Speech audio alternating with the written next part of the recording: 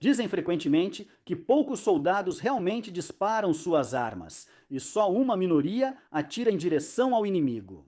Às vezes, me perguntam se isso é verdade e se há base para tal afirmação. Bem, sim, na verdade existe uma base para isso. Em 1947, logo após a Segunda Guerra Mundial, foi realizado um estudo bastante grande nos Estados Unidos. Um general entrevistou muitos soldados que participaram da guerra. E pelo que ele descobriu, ele concluiu que menos de um quarto dos soldados chegou a disparar suas armas na direção geral do inimigo quando estavam em posição de fazê-lo. Não é que não viam o inimigo ou que estavam em apoio longe da linha de frente e por isso não lutaram.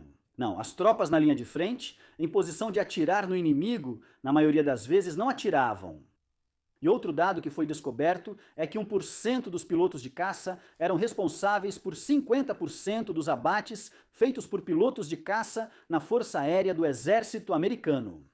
E os outros 99% dos pilotos foram responsáveis pelos outros 50% dos abates contra o inimigo.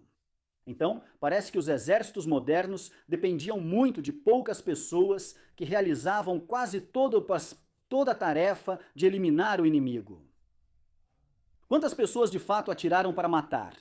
Aparentemente, cerca de 2% realmente atiraram para matar, mirando deliberada e conscientemente no inimigo com a intenção de matá-lo, e não apenas atirando em sua direção geral.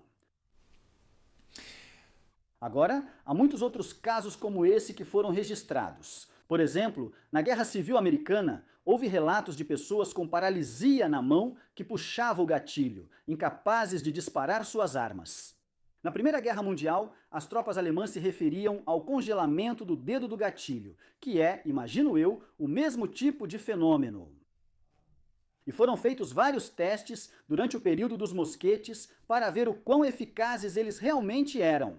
E os resultados do campo de batalha e dos testes eram bastante diferentes. Houve muitos desses, eu li sobre vários. Houve um que foi realizado nos anos 1700 na Prússia.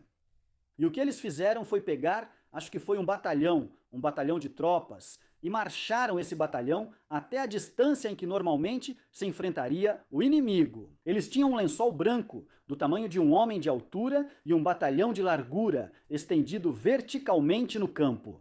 Disseram: certo, pessoal, cada um atire uma vez nele. Primeira fileira se ajoelha e atira. Bang! Segunda fileira, bang, ajoelha, depois terceira, e assim segue até todos dispararem. E então eles contaram os buracos, e a partir disso calcularam quantos acertos poderiam esperar em um alvo daquele tamanho. E a resposta foi cerca de 500 acertos com um disparo de todos os homens do batalhão. Então, como isso se comparava com o que eles realmente conseguiam em condições de batalha? Bem, em condições de batalha, eles conseguiam 3 acertos, não 500. Realmente, uma grande diferença. Como você explica isso? Uma delas é, claro, a fumaça, por exemplo. Quando o inimigo ou você atira, muita fumaça surge e o alvo fica mais difícil de ver, o que faz diferença. Às vezes, mas nem sempre há grande diferença. Realmente, é mais difícil mirar com calma e precisão se há coisas vindo em sua direção. Quero dizer, o lençol não estava atirando nesses caras, mas você sabe, os caras na batalha estão muito mais assustados e ficam abalados pelo que o inimigo está fazendo. Sim, isso também explicaria. Talvez uma explicação mais importante seja que eles não queriam matar ninguém. Aqueles homens eram como a maioria na Segunda Guerra Mundial, que não queriam machucar o inimigo. Além disso, mosquetes são extremamente barulhentos. Então, se você tem esse grande bastão barulhento na sua mão, e você poderia simplesmente dizer para aquelas pessoas: vão embora, bum, e você nem quer olhar e talvez, subconscientemente, mire alto ou baixo. Você mira para errar. E parece que era isso que estava acontecendo. Ninguém queria matar ninguém. Era tudo horrível demais. Será que aquelas pessoas ali poderiam simplesmente ir embora? Olha, vocês estão em um grande perigo. Olha todas essas armas atirando em vocês. Por que vocês simplesmente não fogem? Poucos homens se tornam bons atiradores de elite. Agora, obviamente, um dos motivos é que nem todo mundo consegue atirar tão bem quanto é necessário para ser um bom atirador de elite. Mas, na verdade, me disseram que cerca de metade dos recrutas, com uma quantidade razoável de treinamento, pode ser treinada para atirar bem o suficiente para ser um atirador de elite. Então, a limitação de pontaria não é a principal explicação. Bem, outra explicação é que é preciso muita iniciativa pessoal, pois não há oficiais orientando sempre em quais alvos atirar, onde se esconder ou quando mudar de posição. Você precisa cuidar de si mesmo, escolher seus próprios alvos e locais, e se mover por iniciativa própria muitas vezes. Então, sim, esse é outro motivo pelo qual muitos homens não se tornam bons atiradores de elite. Talvez o principal motivo de a maioria dos homens não se tornar um bom atirador de elite seja achar quase impossível matar alguém que não os ameaça. Então lá está você, é um atirador de elite, você olha pela sua luneta. E eu tenho alguém na mira. Sim, sim. Sim, ele está se barbeando. Ele está falando. Sim, tem outro cara. Eles estão rindo e brincando sobre algo. Uau, tiro na cabeça. Muito poucos homens conseguem fazer isso. O cara não estava me ameaçando. Por que eu deveria atirar nele? Isso aconteceria repetidas vezes em uma guerra de verdade. Então, por exemplo, na Primeira Guerra Mundial, há vários casos em que um pequeno grupo de soldados encontrava inesperadamente um pequeno grupo do inimigo. Então eles estão andando, todos com seus rifles, e de repente, opa, um monte de alemães. Ei, tem gente aqui! E eles começam a gritar insultos uns para os outros e assim por diante. Eles respondem, certo? Colocam os rifles no chão e procuram algo para jogar, como pedras. Começam a jogar pedras e terra uns nos outros. Nós os expulsamos. Isso mostra para eles. O resto é isso. Lá está ele. E eles vão embora. Não pensaram em atirar uns nos outros, pois esse não é o instinto de uma pessoa normal. Atirar até matar? Sério? Um grupo rival de pessoas. Eu vou me impor e mostrar que, sabe, nós não temos medo deles. Talvez a gente aumente a tensão jogando algumas pedras, só para garantir que eles não tentem nada perigoso. Depois, cada um segue seu caminho sem ninguém se machucar. Na verdade, é assim que os humanos se comportam na maior parte do tempo, e na verdade, é assim que os animais também se comportam quase o tempo todo. Os animais se exibem, eles fazem um show, uma demonstração de valentia, tentam intimidar, tentam vencer o adversário no grito sem realmente lutar até a morte. Quando dois cervos estão competindo pelo acesso às fêmeas para gerar a próxima geração, eles berram um para o outro, às vezes por horas. Se isso não funcionar, às vezes eles partem para a luta física, mas ainda é um ritual. Travam os chifres. Os chifres evoluíram para minimizar as fatalidades entre os cervos e eles meio que têm uma disputa ritualizada de empurrões, e então aquele que perde recua e o outro o deixa ir. Não faz sentido tentar levar as coisas adiante. Há um tempo, eu estava em Reading e gravei um vídeo de dois pombos brigando. E eu fiquei impressionado que eles brigaram e brigaram e brigaram e brigaram. Não vou mostrar o vídeo inteiro porque ele dura uma eternidade. E eles nunca se machucam. E você pensa, ué, como assim? Vai lá, você está numa posição boa. Dá uma bicada no olho dele. Bicada no olho. Você tem esse bico afiado bem perto do olho dele. Dá uma bicada no olho. Pronto, você poderia fazer isso em meio segundo. Pronto, você conseguiria. Mas dá pra ver que eles não estão realmente tentando bicar o olho um do outro. Eles só ficam meio que dizendo, eu vou bicar seu olho, eu vou bicar seu olho. Tô ameaçando, vou bicar seu olho. Fica esperto, camarada.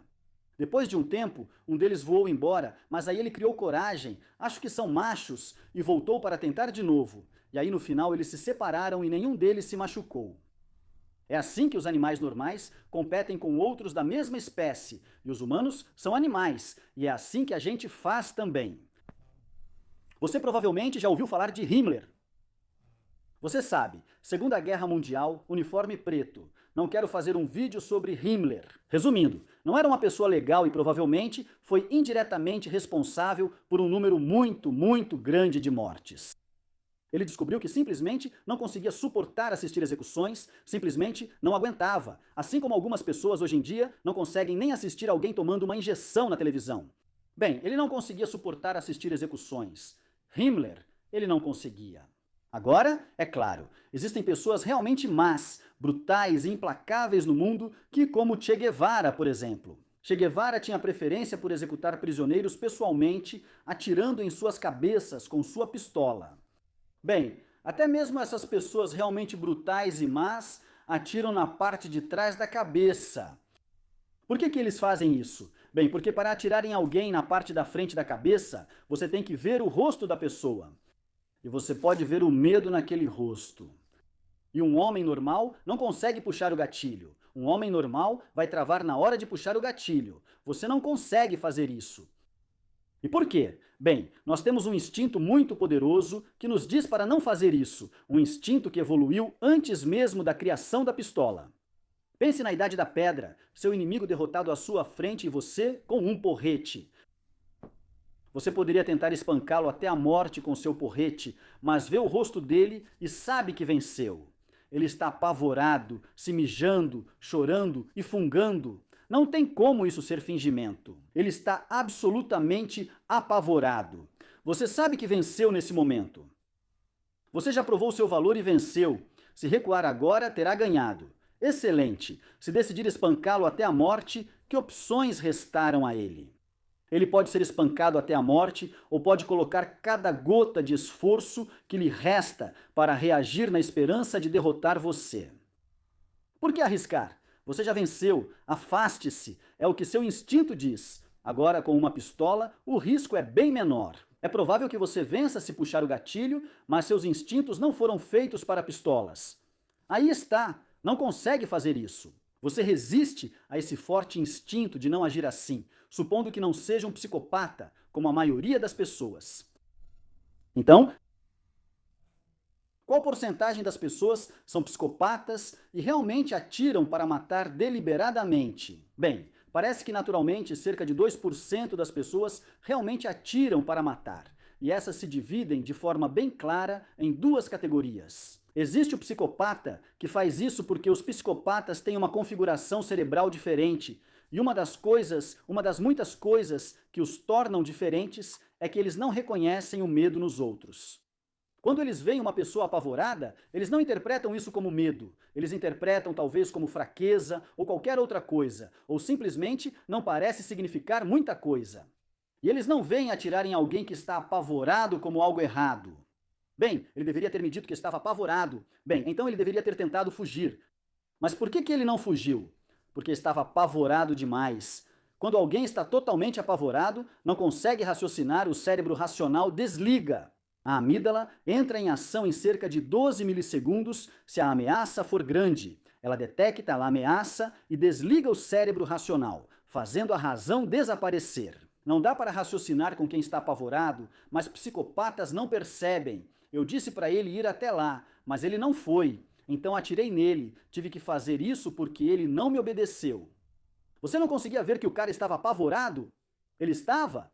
Bem, eu não sei. Não sentiam que tinham feito algo errado porque são psicopatas. Então essa é metade dos 2% que realmente atiram para matar. E a outra metade? A outra metade é bem diferente. A outra metade é o tipo de pessoa que ganha a Cruz Vitória. Essa metade atira não por psicopatia, mas por amor. Sim, amor. Aqui está algo estranho. A Cruz Vitória, ou Victoria Cross, é a maior condecoração por coragem no exército britânico. Hoje em dia, é preciso fazer algo realmente espetacular para ganhar uma. Isso faz desse grupo de pessoas um grupo que vale a pena estudar. E as pessoas já estudaram. Eles analisaram essas pessoas e pensaram: certo, existe algo que conecta os vencedores da Cruz Vitória? Qual subgrupo da humanidade costuma ganhar a Cruz Vitória? E a resposta parece ser que a maioria deles, a grande maioria, acho que são 3/4 deles, talvez até mais, compartilham uma característica bastante rara, que é, quando eram mais jovens, eram irmãos mais velhos responsáveis. Pense, o pai foi para a guerra e morreu ou está ausente, a mãe virou alcoólatra e você é o mais velho de 7 irmãos. E você pensa, certo, ok, agora eu sou de fato o chefe desta família. Agora vou ter que cuidar dos meus irmãos mais novos. E você faz isso por alguns anos, e isso lhe incute um grande senso de responsabilidade pelas pessoas sob seus cuidados e pelas pessoas da sua família. E você também desenvolve, talvez, estou teorizando aqui, Não sei disso, mas estou sugerindo que você desenvolve um amor quase parental pelos seus irmãos, que vai além do que a maioria das pessoas sente em relação aos próprios irmãos. Porque você se torna como um pai para eles, eles se tornam como seus filhos. Agora, se um pai vê um homem atacando seus filhos, ele fará o que for necessário para afastar essa ameaça. Ele vai correr riscos. Os pais fazem de tudo para proteger seus filhos. Os irmãos mais velhos então são recrutados para o exército e agora recebem uma nova família, seu pelotão, sua seção. Esses homens com quem eles lutam são como sua nova família. E talvez alguns desses sentimentos parentais de responsabilidade e amor sejam transferidos para essa nova família. E quando as balas estão voando e todos se jogaram no chão e o ataque parou e todos estão... E você vê alguns da sua família, alguns dos seus homens, sendo atingidos por aqueles inimigos naquele ninho de metralhadora, certo? Você vai agir por amor, pelo desejo de proteger as pessoas que você ama. Você vai. Então corra até lá, corra ao redor, jogue as granadas e derrote o ninho, e você ganha a cruz de vitória por salvar a situação e salvar o resto do seu pelotão. E é notável que quando você vê menções por bravura, medalhas e assim por diante, e observa o tipo de pessoa que ganha medalhas e os motivos pelos quais elas recebem essas medalhas, geralmente tem a ver com salvar o seu próprio lado, em vez de simplesmente matar muitos inimigos. Não é assim, tipo, para ganhar a cruz de vitória você tem que matar 50 alemães em um dia, ou algo assim. E 49, que azar, Tompkins. Você não conseguiu, mas tente de novo amanhã. Não, não é por sair matando. Não é contado por quantos inimigos você destrói.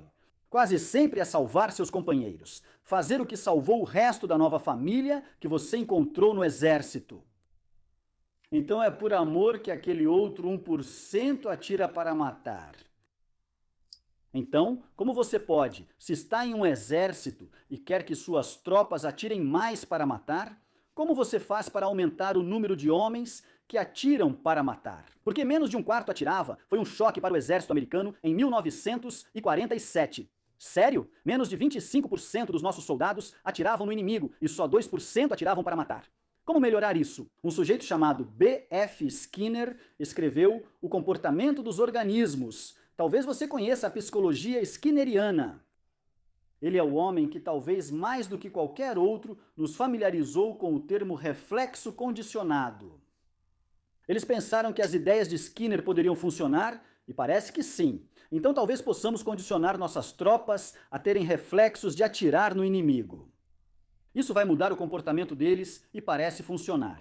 Antes da Segunda Guerra Mundial, ao treinar tropas para tiro preciso, elas praticavam em estandes de tiro com círculos concêntricos. Esse alvo, de forma abstrata, media com precisão o desvio em relação a um ponto central. Quando adotaram técnicas skinnerianas, passaram a usar alvos em forma de homem para acostumar as pessoas a atirar em pessoas. Não importa a precisão, mas sim a disposição de atirar em alguém. É isso que devemos treinar nesses caras.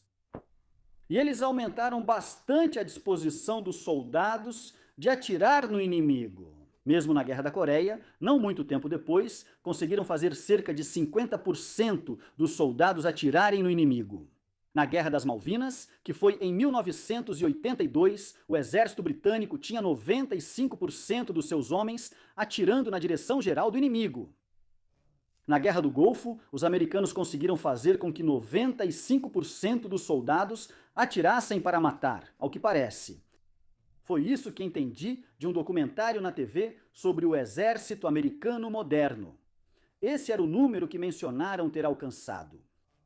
Então, uau, como eles conseguiram isso? Bem, quero que você imagine que é a Segunda Guerra Mundial e você é um soldado britânico qualquer e está em uma trincheira. Você recebeu ordens para segurar a linha de frente, mas nada aconteceu nos últimos 2 dias. De repente, vê alguns caras. Nunca viu alemães de verdade, só fez o treinamento básico na Inglaterra e acabou de chegar. Só viu alemães mortos. Bem, pelo menos as botas deles aparecendo sob algumas lonas, mas esses são alemães de verdade, vivos no campo. E você diz, Brian, está vendo aquilo? Consegue ver aqueles 2 caras? Eu não consigo ver o que eles estão fazendo. Você consegue ver o que eles estão fazendo? Certo. Eles são definitivamente alemães. Eles estão definitivamente usando capacetes alemães. O que você acha que eles estão fazendo? Eu não sei. Não, tem um terceiro. Tem um terceiro. Você observa eles por horas e comenta. Depois, isso aparece numa conversa e seu oficial ouve. O que foi? Então, você atirou neles? Não, eu não atirei neles. Por que você não atirou neles? Nunca pensei nisso, senhor. Desculpe, minha ordem era segurar a linha e ninguém mandou atirar neles. Eles não me ameaçaram nem fizeram nada. Esse é o comportamento normal.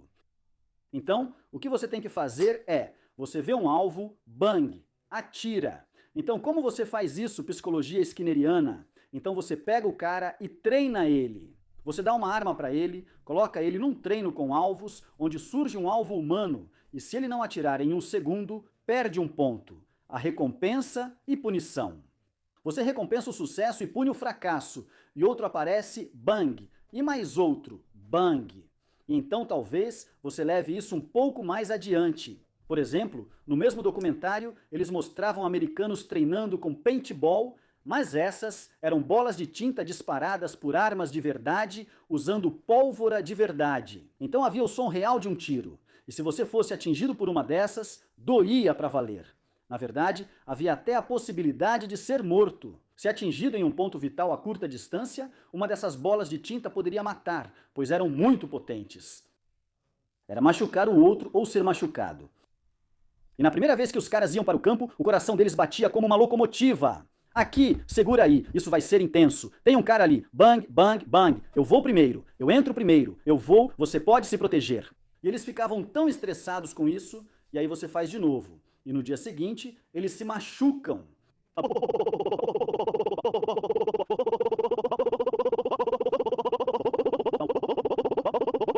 E depois de um tempo, a frequência cardíaca deles, ainda está elevada, mas eles não estavam dando primeira vez. Você os coloca no estande de tiro e quando um alvo aparece, bang, aparece outro, bang. Eles atiram antes de tomar a decisão de atirar ou não. E isso é o mais importante, é isso que faz disso um reflexo condicionado. Você se lembra da primeira vez que dirigiu um carro? Você se lembra de como segurava o volante com força quando chegou em casa? Suas mãos estavam cansadas de segurar o volante. Após um tempo dirigindo, só com 2 dedos, você pensa: o que está passando no rádio? E sua frequência cardíaca segue normal. Você já se acostumou. E toda vez que você para em um cruzamento, você pensa: agora, será que devo pisar no acelerador e passar para a 4ª marcha? Não, se você tem um carro manual, o que os americanos chamam de stick shift, você simplesmente pisa na embreagem e coloca na primeira. Você simplesmente faz isso. Você já fez isso tantas vezes que nem chega a tomar a decisão de fazer. Isso se torna um reflexo condicionado. Então todos nós temos isso, e é possível condicionar um soldado a simplesmente atirar, bang, matar imediatamente. E parece que o exército americano e outros, tenho certeza, conseguiram isso. Mas há problemas. Antes de falar dos problemas, talvez você conheça o filme Falcão Negro em Perigo, sobre um confronto histórico entre americanos e somalis. E esse é um caso raro de um exército com essa mentalidade moderna skinneriana de atirar para matar primeiro, enfrentando um exército que não tem isso. Ao assistir ao filme, chega a ser quase cômico como os somalis parecem errar tudo, enquanto cada tiro de um soldado americano derruba um somali. Bem, talvez essa diferença possa ser explicada em parte por isso. Os somalis só pensavam: vão embora, americanos. Sejam meus amigos e vão embora. Eu não quero estar aqui. Eles não acertaram nada. Enquanto os americanos pensavam: estou em perigo. Bang! A resposta ao perigo era atirar para matar. Se alguém corre gritando com uma baioneta e cara de guerra em sua direção, você pode simplesmente não atirar e ser morto a baionetadas, ou bang. Você atira neles, e um homem comum pode fazer isso. Lembra do medo de atirar no rosto que mencionei? Um homem comum não faz isso se não estiver ameaçado.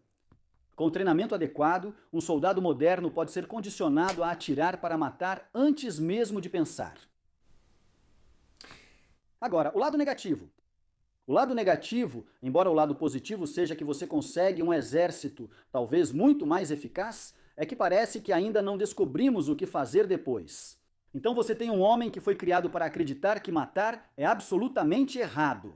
Agora ele tem várias lembranças de ter matado alguém de perto e viu o rosto dessa pessoa. Ele tem essas lembranças terríveis e agora precisa conviver com elas. Agora, talvez por causa do seu treinamento, você tenha um cara que nunca iria disparar sua arma na direção do inimigo. Talvez ele fosse um da maioria que normalmente não atiraria de fato no inimigo. E ele certamente não era um dos 2%, não era um daqueles caras que atiram para matar. Mas você o transformou em um cara que atira para matar. E isso fez dele um soldado eficaz na linha de frente. Mas agora ele voltou para casa. Nós temos a tecnologia para resolver isso? Podemos transformá-los nesses assassinos, mas conseguimos lidar com as consequências mentais do que os tornamos? Parece que ainda não chegamos lá.